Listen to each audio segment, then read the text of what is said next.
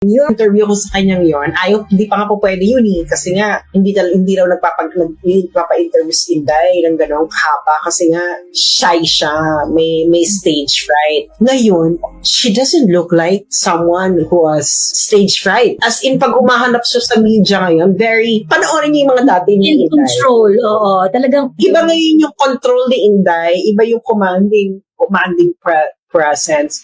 And I think na, kasi aminin naman natin sa Inday, no? Nepo baby rin si Inday. Pag Nepo baby, kasi ibig sabihin, you ride on the coattails of your parents' success. Actually, inaamin naman yun ng mga Duterte siblings eh. Kahit naman si Bastien, nung nakausap ko, sabi niya sa akin na, well, hindi na natin makakila. Kaya rin naman ako nanalo kasi nga Duterte ako. Ganyan.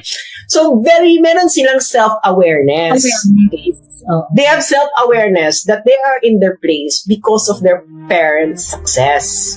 But, si Inday, alam niya na gano'n ang kalagayan niya, but she is carving a name for herself. Kaya nga, di ba, hindi niya sinusunod yung mga advice ng tatay niya noon. Ay, hindi. Diskarte ko to. Si Duterte naman, okay ra. Diskarte mo yan.